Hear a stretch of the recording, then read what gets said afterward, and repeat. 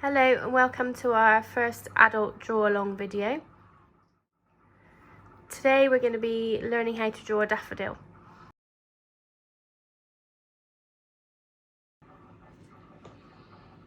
So the first step in drawing a daffodil is to draw a circle but with a wobbly edge like this.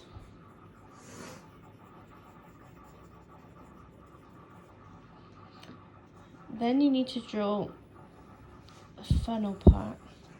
So it's wider at the top and smaller at the bottom. The next step is the first petal. So the first petal is kind of heart-shaped. It comes from about a third of the way up on the left-hand side of the funnel, goes down into a point like a heart, and then back up the other side. But at the top, you need to make it kind of wavy like that. So the next step is to draw the rest of the petals in number order. So I would do this one first because it's behind the front one, and then this one. They are numbered on the step-by-step sheet, so you know which ones to draw first. So that one and that one. So you should have something that looks like that. So then the next thing to do is just to draw this one down here, and that's all of the petals done. The next step is to do the stem. So you need a wider part like that with a zigzag edge, and then the stem comes from the bottom of that. I just make it a little bit curvy like that. So the leaves come up from the bottom,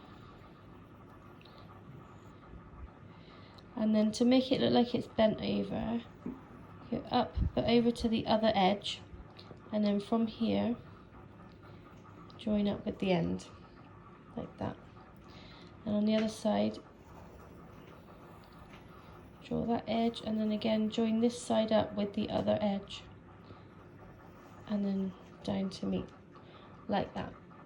So the next step is to put the details on now. So I'll put some lines here to make it look like it's folding outwards, and then just some creases in these like that. And then we do the middle of the flower. So you need a semicircle but a wobbly one like that, and then some circles to fill that semicircle, and they have all got stalks, I guess you would call them, like that.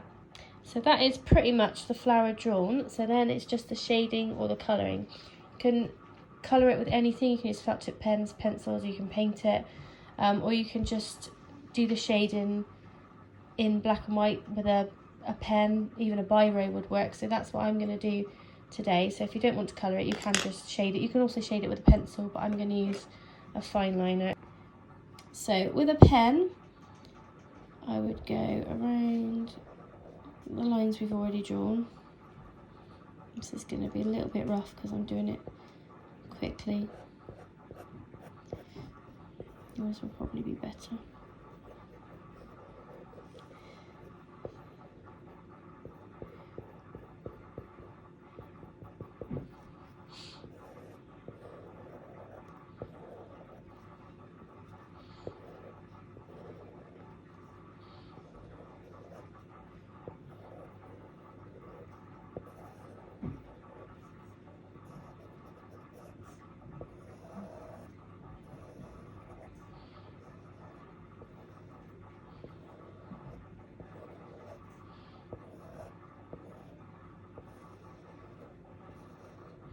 Okay, so that's all the lines drawn. So then for the details, I like to do a cross hatch for shading. So if you do small lines in the creases where it would be darker, you do them one way and then go back the other way to make a cross hatch. It's quite an effective way of shading. So you'd want to do all of the parts where the petals meet. For places that are not so dark, you can just do a single line. I would usually use a thinner fine liner for this, but I'm sure a lot of people aren't going to have different size fine liners at home, so I'm going to do it all with one pen, just to show you what it would look like if you do it with one pen. A biro, anything like that works.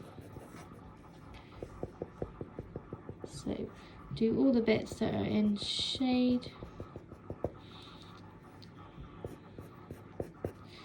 So it'll be around there, and this bit.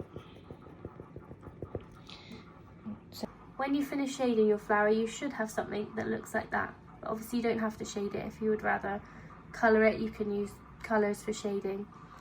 And then when you've finished, send us what you've done. Thank you. See you next week. Bye.